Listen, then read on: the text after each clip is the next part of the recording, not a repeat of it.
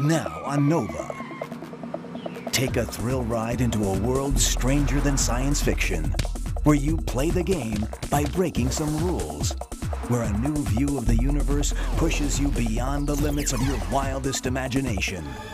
This is the world of string theory, a way of describing every force and all matter, from an atom to Earth to the end of the galaxies, from the birth of time to its final tick, in a single theory, a theory of everything.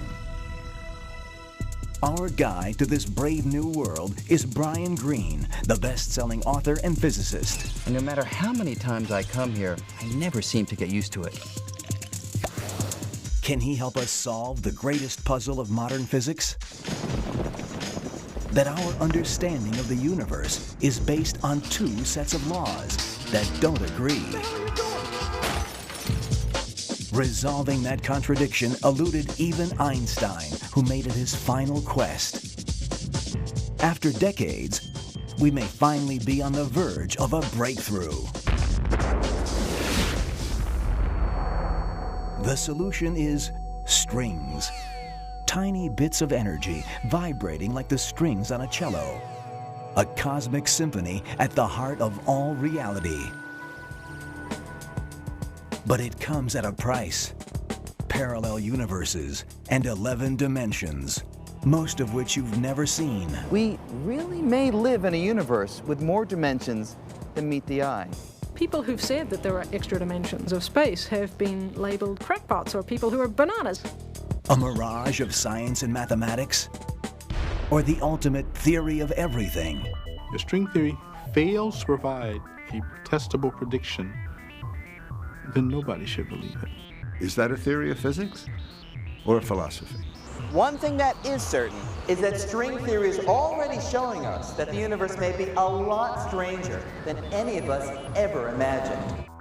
Coming up tonight, the undeniable pull of strings. The atmosphere was electric. String theory goes through a revolution of its own 5 different string theories. and reveals the new shape of things to come. Perhaps we live on a three-dimensional membrane. Our universe might be like a slice of bread. We're trapped on just a tiny slice of the higher dimensional universe. That's actually a problem. Watch The Elegant Universe right now.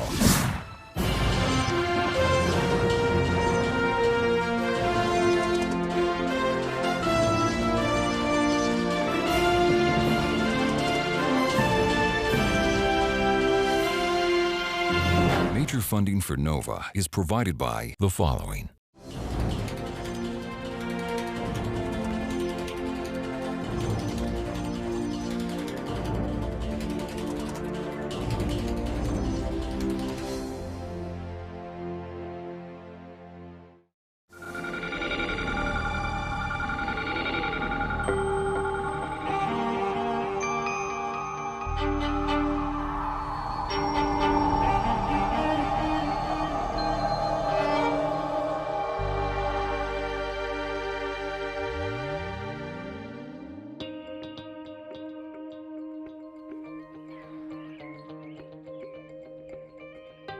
Imagine that we were able to control space or control time.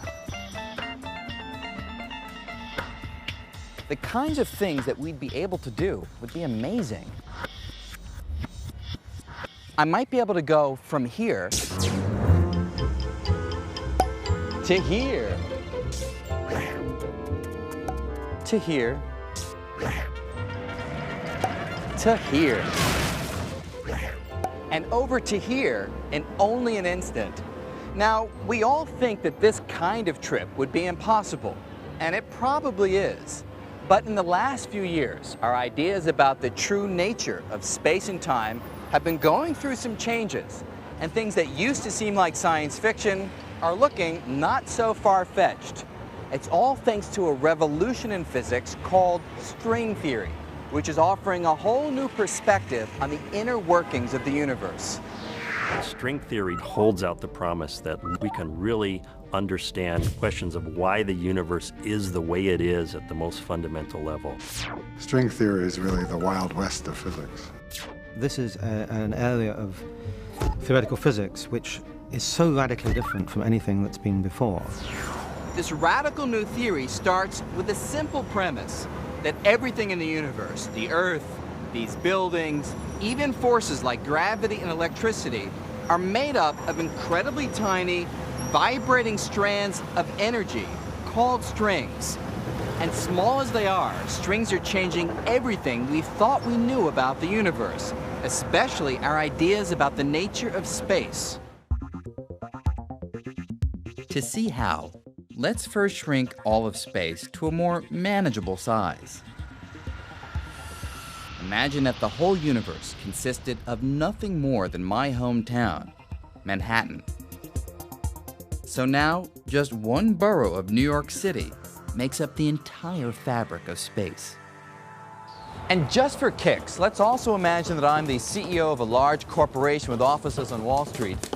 Because time is money, I need to find the quickest route from my apartment here in Upper Manhattan to my offices in Lower Manhattan.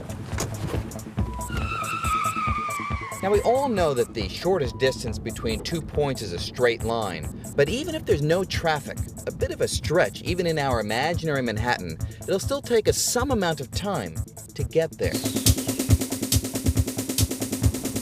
By going faster and faster, we can reduce the travel time, but because nothing can go faster than the speed of light, there's a definite limit to how much time we can cut from our journey.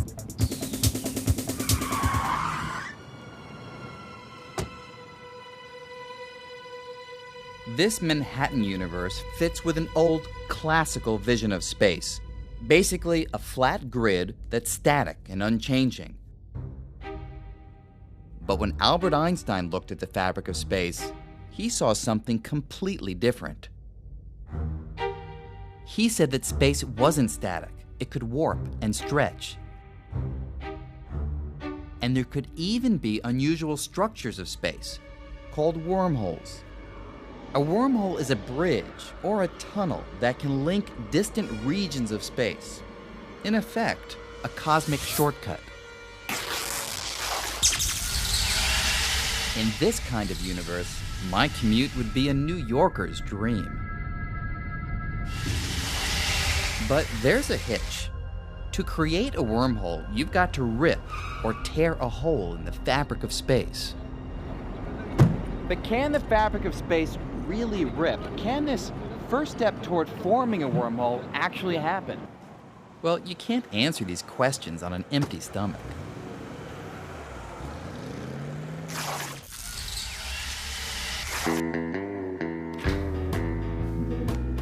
Turns out that by looking at my breakfast, coffee and a donut, we can get a pretty good sense of what string theory says about whether the fabric of space can tear. Imagine that space is shaped like this donut. You might think that it would be very different from a region of space shaped like this coffee cup. But there's a precise sense in which the shape of the donut and the coffee cup are actually the same, just a little disguised. You see, they both have one hole. In the donut, it's in the middle, and in the coffee cup, it's in the handle. That means we can change the donut into the shape of a coffee cup and back again without having to rip or tear the dough at all. Okay, but suppose you want to change the shape of this donut into a very different shape, a shape with no holes. The only way to do that is to tear the donut like this, and then reshape it.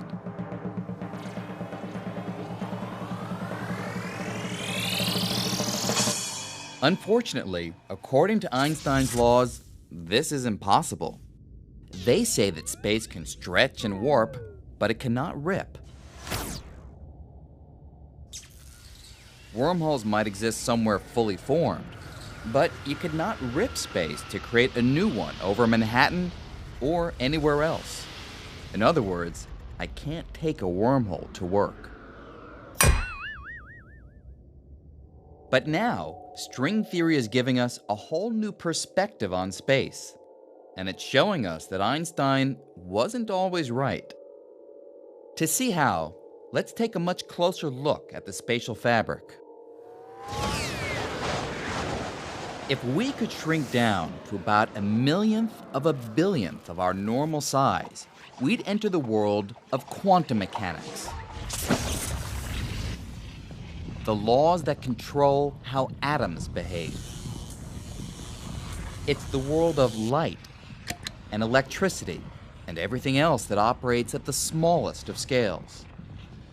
Here, the fabric of space is random and chaotic. Rips and tears might be commonplace. But if they were, what would stop a rip in the fabric of space from creating a cosmic catastrophe?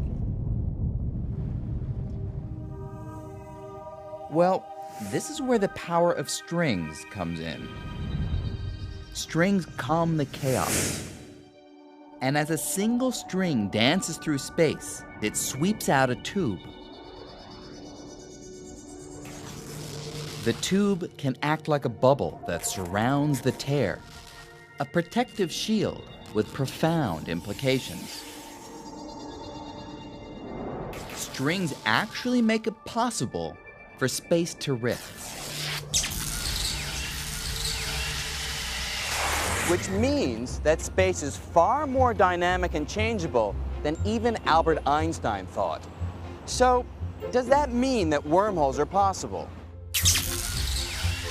Will I ever be able to take a stroll on Everest?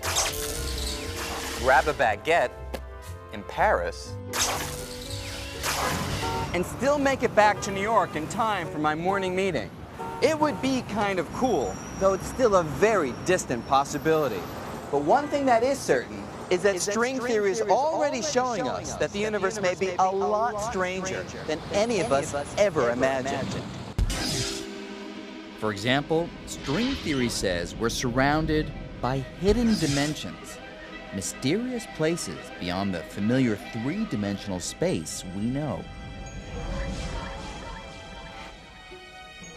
People who've said that there are extra dimensions of space have been labeled as, crackpots or people who are bananas. I mean, what do you think there are extra dimensions? Well, string theory really predicts it. What we think of as our universe could just be one small part of something much bigger. Perhaps we live on a membrane, a three-dimensional membrane that floats inside a higher dimensional space. There could be entire worlds right next to us, but completely invisible. These other worlds would, in a very literal sense, be parallel universes. This isn't a particularly exotic or strange notion. No wonder physics students are lining up to explore the strange world of string theory. String theory is very active. Things are happening. There are a lot of people doing it. Most of the young kids, given the choice, at a ratio of something like 10 to 1, they will go into string theory. But strings weren't always this popular.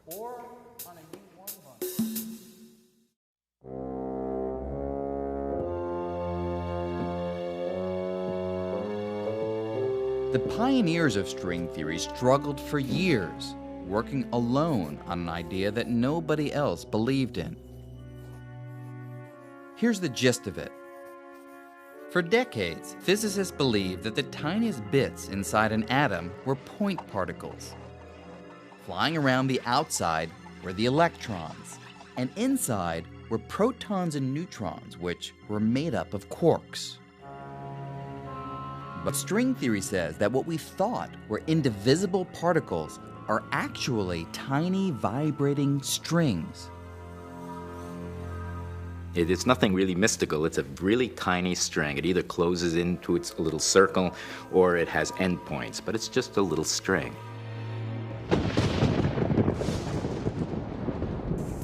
In the 1980s, the idea caught on, and people started jumping on the string bandwagon. Well, the fact that suddenly all these other people were working in the field had its advantages and its disadvantages. It was wonderful to see how rapidly the subject could develop now because so many people were working on it. One of the great attractions of strings is their versatility.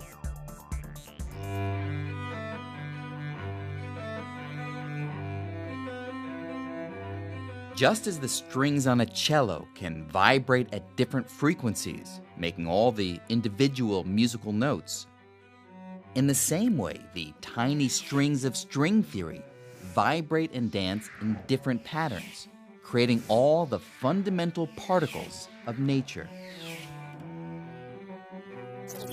If this view is right, then put them all together and we get the grand and beautiful symphony that is our universe. What's really exciting about this is that it offers an amazing possibility. If we could only master the rhythms of strings, then we'd stand a good chance of explaining all the matter and all the forces of nature, from the tiniest subatomic particles to the galaxies of outer space.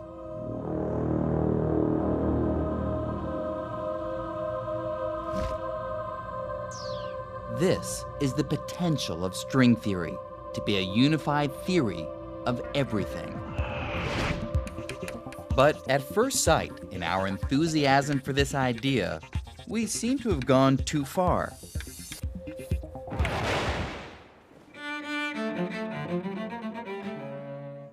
Because we didn't produce just one string theory, or even two. We somehow managed to come up with 5. 5 different string theories, each competing for the title of the theory of everything. And if there's going to be the fundamental theory of nature, there ought to be one of them. I suppose a number of string theorists thought, oh, that's fantastic, that's wonderful, and maybe one of these will end up being the right theory of the world. And yet there must have been a little nagging voice at the back of their head that said, well, why are there 5? With 5 competing players, the stage of string theory was looking a little crowded. The 5 theories had many things in common. For example, they all involved vibrating strings, but their mathematical details appeared to be quite different. Frankly, it was embarrassing. How could this unified theory of everything come in 5 different flavors? This was a case where more was definitely less. But then, something remarkable happened. This is Ed Witten. He's widely regarded as one of the world's greatest living physicists, perhaps even Einstein's successor. Ed Witten is a very special person in the field. He clearly has a grasp, particularly of the underlying mathematical principles, which is far greater than most other people. Well, you know, we all think we're very smart, and he's so much smarter than the rest of us. In 1995, string theorists from all over the world gathered at the University of Southern California for their annual conference. Ed Witten showed up at Strings 95 and rocked their world. I was really trying to think of something that would be significant for the occasion. And actually, since 5 string theories was too many, I thought I would try to get rid of some of them.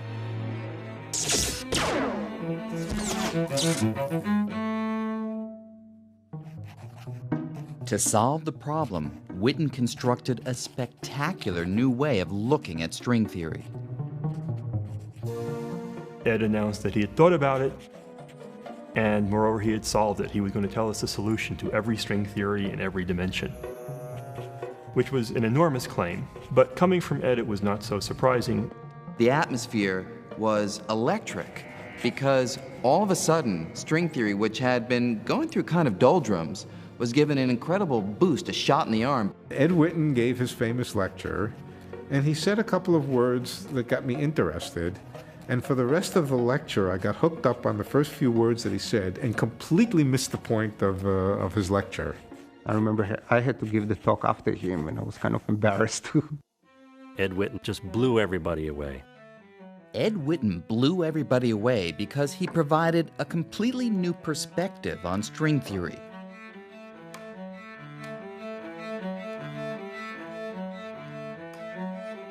From this point of view, we could see that there weren't really 5 different theories.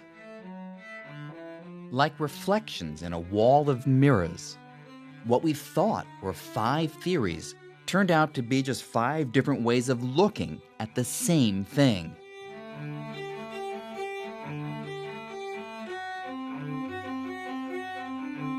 String theory was unified at last. Witten's work sparked a breakthrough so revolutionary that it was given its own name, M-theory, although no one really knows what the M stands for. What is the M for? M-theory. M-theory. M-theory. M-theory. M-theory. M-theory is a theory. I don't actually know what the M stands for. Well, the M has... I've heard many descriptions. Mystery theory, magic theory. It's the mother theory. Matrix theory. Monstrous theory. I don't know what Ed meant. M stands for magic, mystery, or matrix, according to taste. I suspect that the M is an upside-down W for Witten.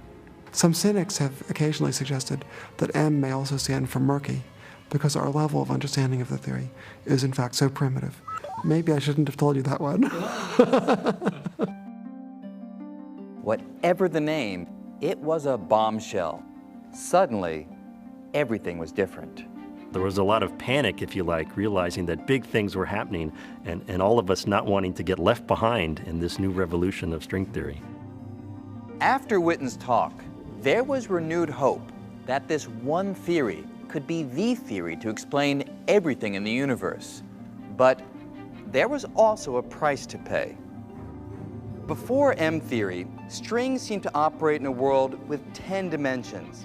These included 1 dimension of time, the 3 familiar space dimensions, as well as 6 extra dimensions, curled up so tiny that they're completely invisible. Well, we think these extra dimensions exist because they come out of the equations of string theory. Strings need to move in more than 3 dimensions. And that was a shock to everybody, but then we learned to live with it. But M-theory would go even further, demanding yet another spatial dimension, bringing the grand total to 11 dimensions. We know that there have to be 11 dimensions for this theory to make sense. So there must be 11 dimensions. We only see 3 plus 1 of them. How is that possible? For most of us, it's virtually impossible to picture the extra higher dimensions. I can't. And it's not surprising. Our brains evolved sensing just the 3 spatial dimensions of everyday experience. So, how can we get a feel for them? One way is to go to the movies.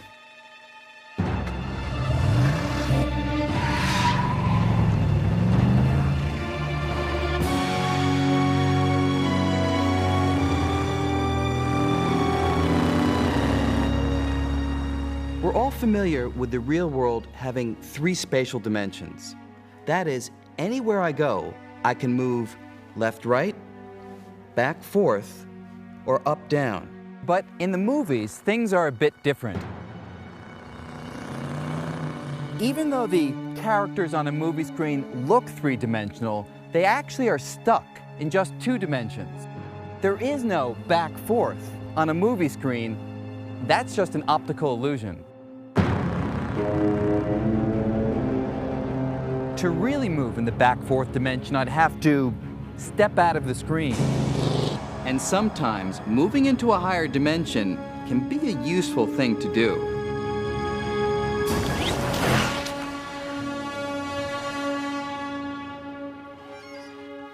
So, dimensions all have to do with the independent directions in which you can move. They're sometimes called degrees of freedom. The more dimensions or degrees of freedom you have, the more you can do. That's right. And if there really are 11 dimensions, then strings can do a lot more too. People found fairly soon that there were objects that lived in these theories, which weren't just strings, but were larger than that. They actually looked like membranes or surfaces. The extra dimension Witten added allows a string to stretch into something like a membrane, or a brain for short. A brain could be three-dimensional, or even more.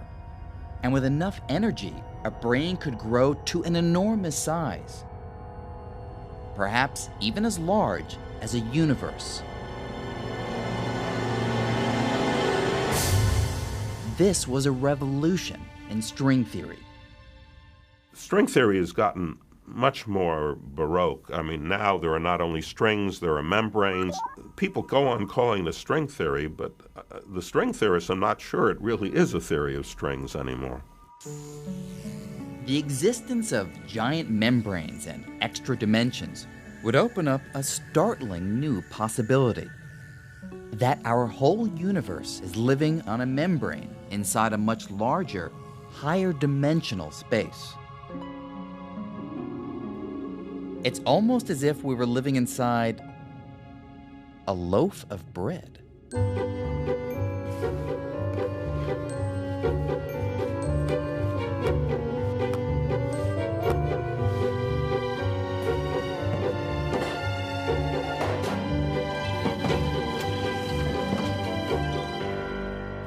Our universe might be like a slice of bread, just one slice in a much larger loaf that physicists sometimes call the bulk. And if these ideas are right, the bulk may have other slices, other universes that are right next to ours, in effect, parallel universes. Not only would our universe be nothing special, but we could have a lot of neighbors. Some of them could resemble our universe. They might have matter and planets and, who knows, maybe even beings of a sort. Others could certainly be a lot stranger. They might be ruled by completely different laws of physics. Now, all of these other universes would exist within the extra dimensions of M-theory, dimensions that are all around us. Some even say they might be right next to us, less than a millimeter away. But if that's true, why can't I see them or touch them? If you have a brain living in a higher dimensional space and your particles, your atoms, cannot get off the brain, it's like trying to reach out, but you can't touch anything. It might as well be on the other end of the universe.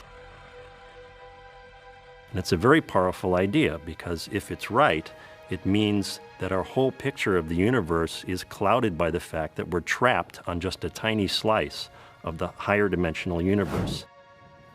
It is a powerful idea, especially because it may help solve one of the great mysteries of modern science. It has to do with gravity. It's been more than 300 years since Isaac Newton came up with the universal law of gravity, inspired, as the story goes, by seeing an apple fall from a tree. Today it seems obvious that gravity is a powerful force.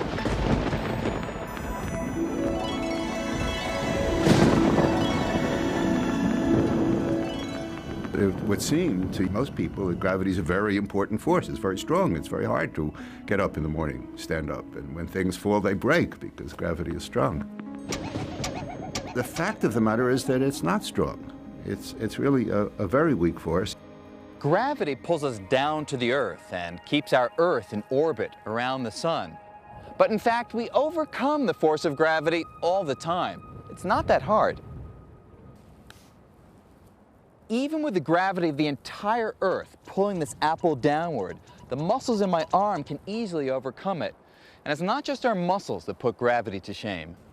Magnets can do it too, no sweat. Magnets carry a different force, the electromagnetic force. That's the same force behind light and electricity. It turns out that electromagnetism is much, much stronger than gravity. Gravity, in comparison, is amazingly weak. How weak? The electromagnetic force is some 1,000 billion times stronger. That's a 1 with 39 zeros following it. The weakness of gravity has confounded scientists for decades. But now, with the radical world of string theory, filled with membranes and extra dimensions, there's a whole new way to look at the problem. One way of approaching the question of why gravity is so weak compared to all the other forces is to turn the question completely on its head and say, no, actually, gravity isn't very weak compared to all the other forces. It just appears to be weak. It may be that gravity is actually just as strong as electromagnetism, but for some reason, we can't feel its strength. Consider a pool table, a very large pool table. Think of the surface of the pool table as representing our three-dimensional universe, although it is just two-dimensional.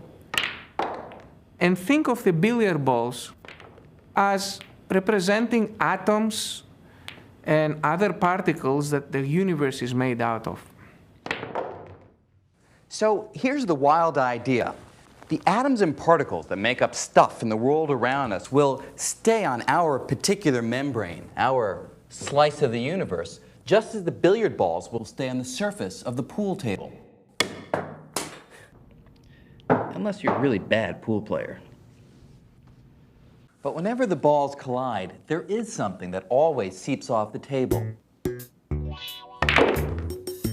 Sound waves. That's why I can hear the collision.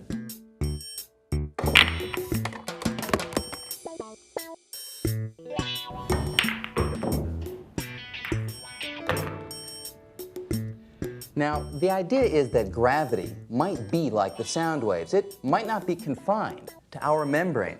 It might be able to seep off our part of the universe.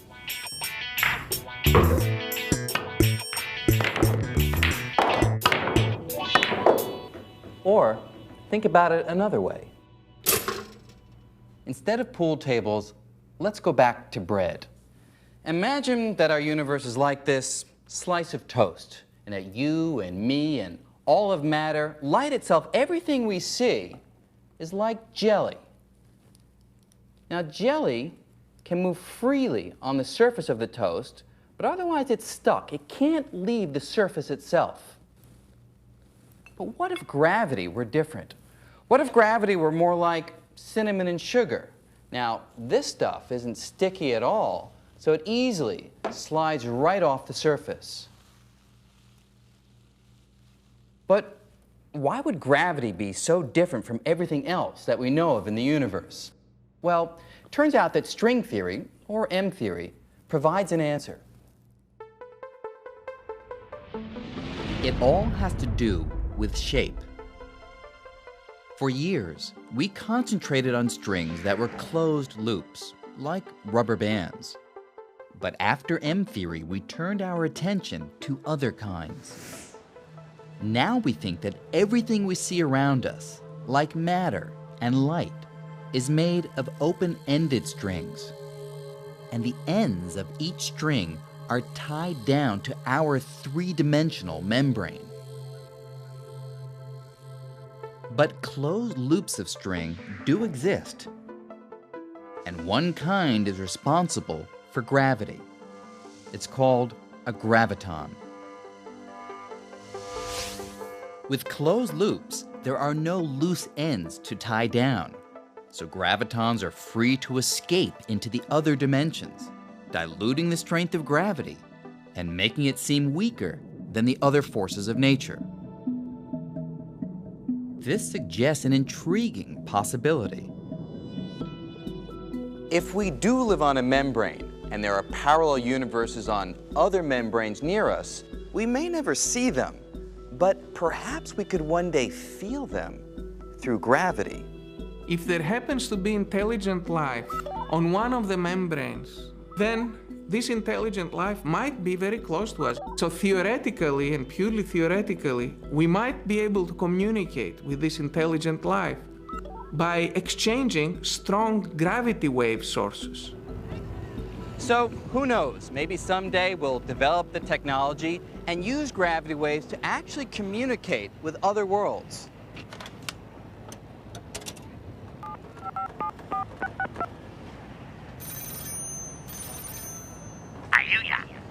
Yeah, hey, it's Brian. How you doing? Brian.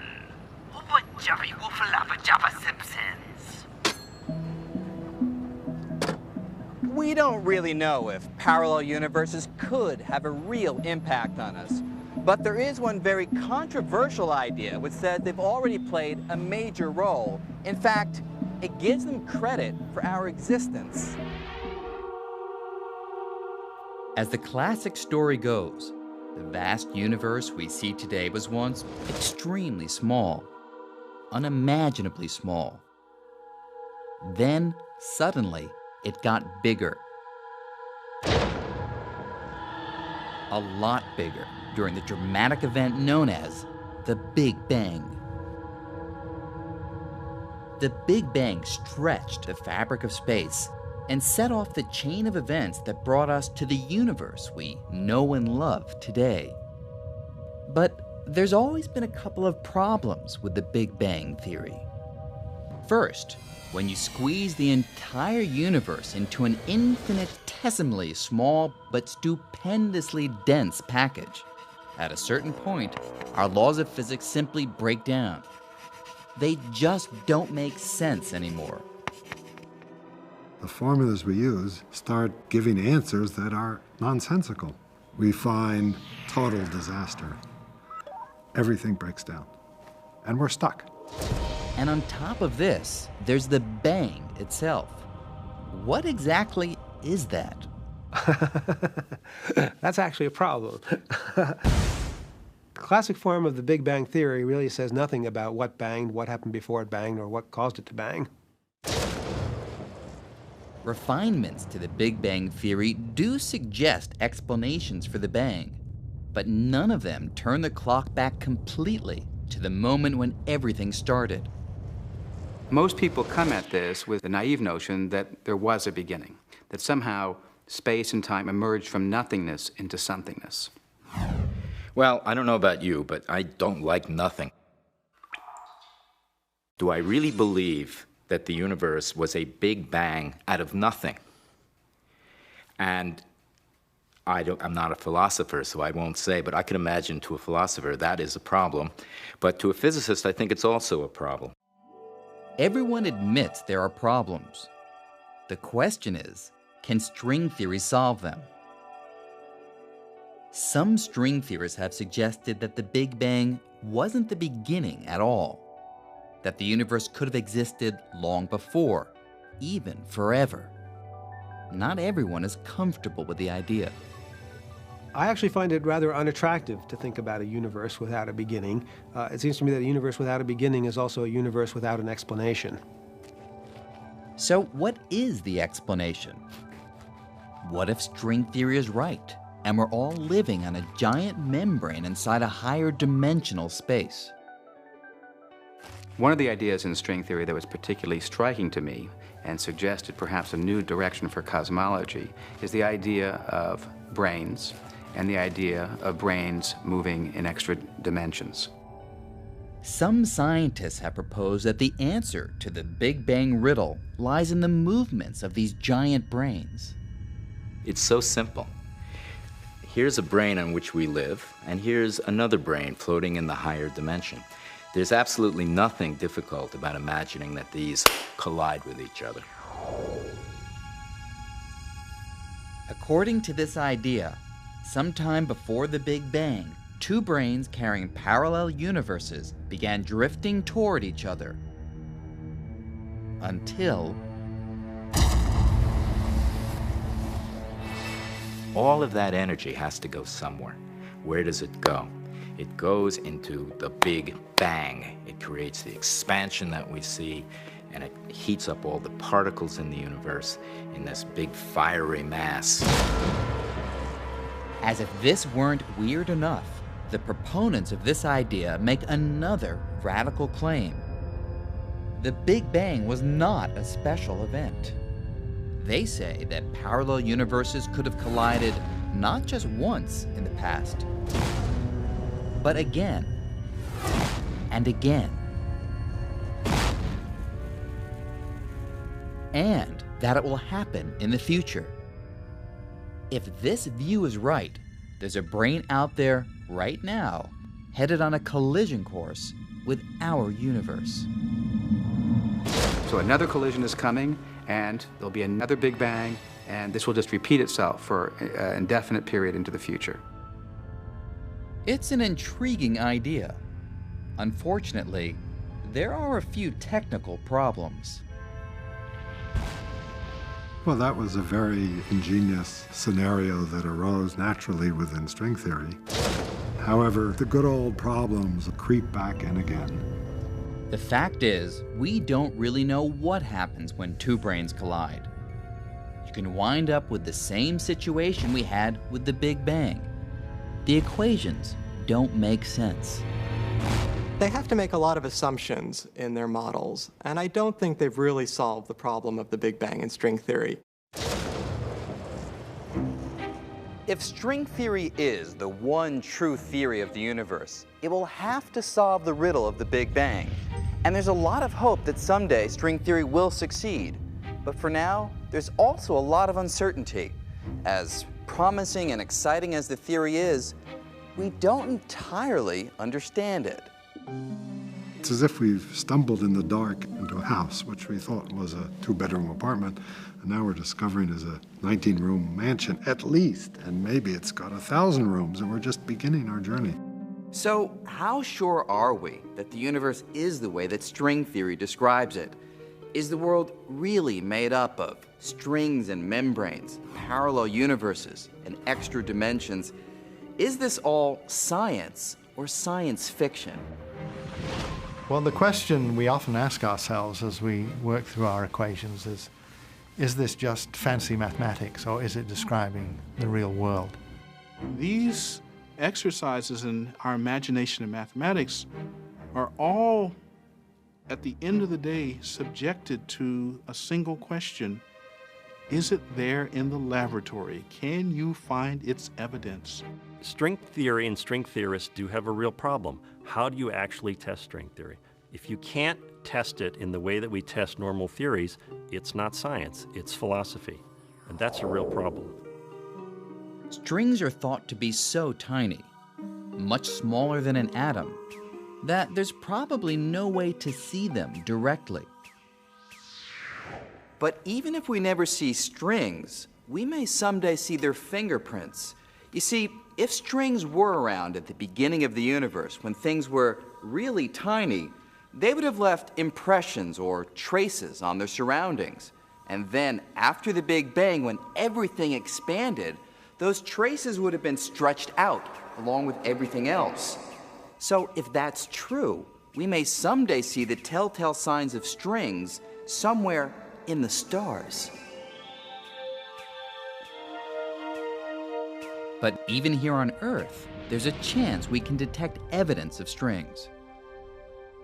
This past year in Illinois serves as command central for a lot of this research. Well, actually, the real work happens underground, where the hunt is on for evidence supporting string theory, including extra dimensions. Not too many years ago, people who talked about large extra dimensions would have been considered crackpots, to put it lightly. But all that has changed thanks to string theory. This is Fermilab, and right now, it's our best hope for proving that extra dimensions are real. Fermilab has a giant atom smasher. Here's how it works. Scientists zap hydrogen atoms with huge amounts of electricity. Later, they strip them of their electrons and send the protons zooming around a 4-mile circular tunnel beneath the prairie. Just as they're approaching the speed of light, they're steered into collisions with particles whizzing in the opposite direction.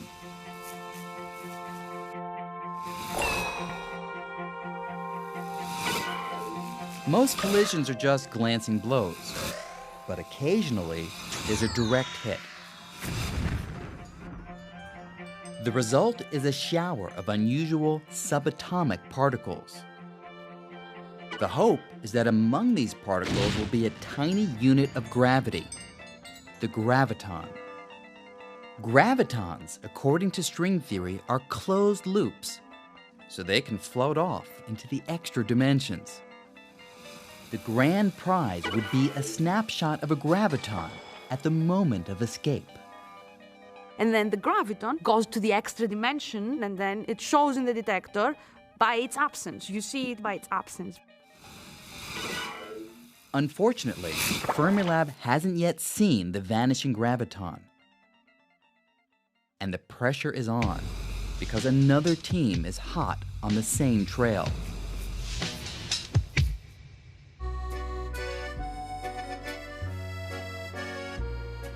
"4,000 miles away, on the border of France and Switzerland, a lab called CERN is constructing an enormous new atom smasher.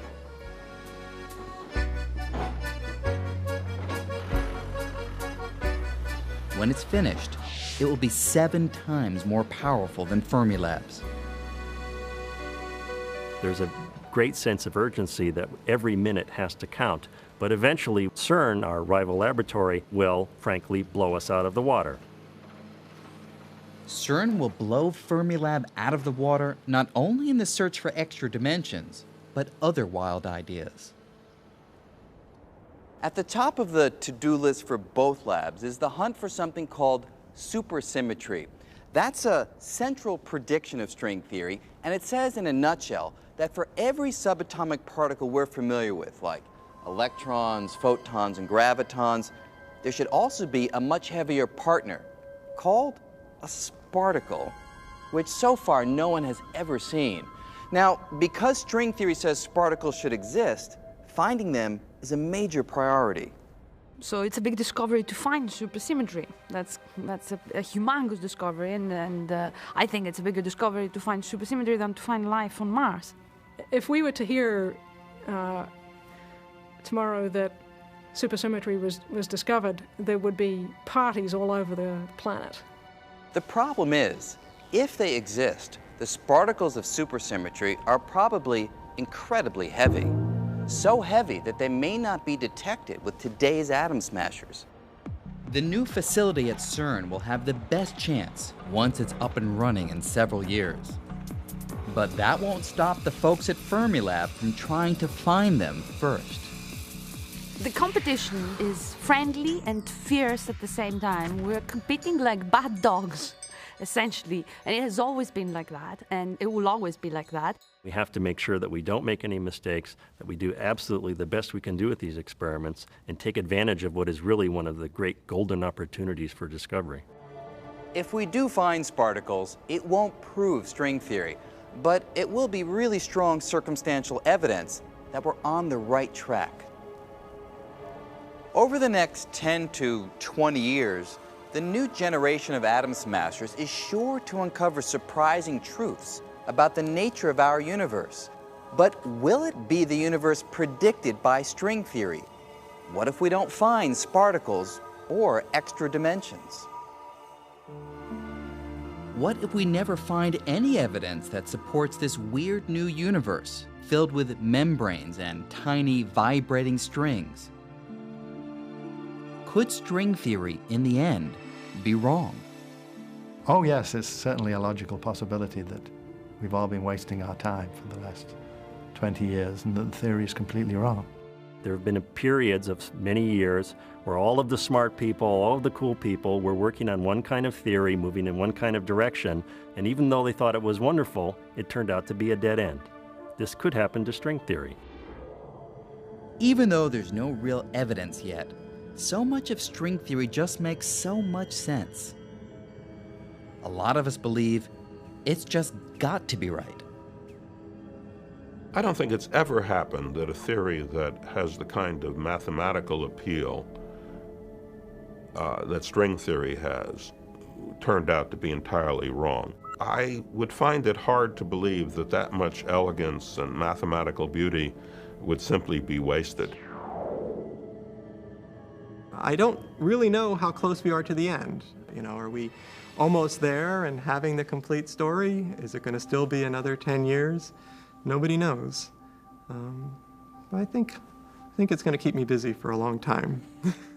We have been incredibly lucky. Nature has somehow allowed us to unlock the keys to many fundamental mysteries already. How far can we push that? We won't know until we try. A century ago, some scientists thought they had pretty much figured out the basic laws of the universe. But then Einstein came along and dramatically revised our views of space and time and gravity. And quantum mechanics unveiled the inner workings of atoms and molecules, revealing a world that's bizarre and uncertain. So, far from confirming that we had sorted it all out, the 20th century showed that every time we looked more closely at the universe, we discovered yet another unexpected layer of reality. As we embark on the 21st century, we're getting a glimpse of what may be the next layer. Vibrating strings, sparticles, parallel universes, and extra dimensions. It's a breathtaking vision, and in a few years, experiments may begin to tell us whether some of these ideas are right or wrong. But regardless of the outcome, we'll keep going because, well, that's what we do. We follow our curiosity, we explore the unknown.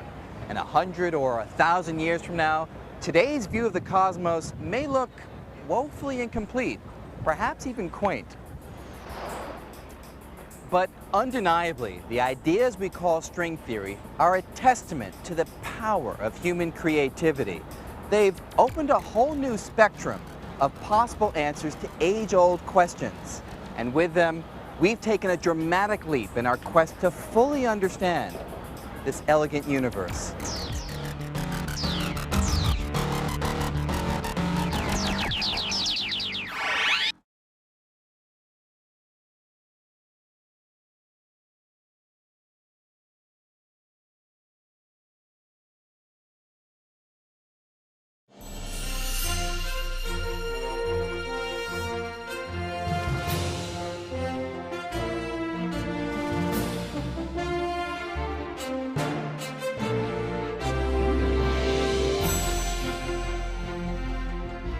This NOVA program is available on DVD. The companion book is also available.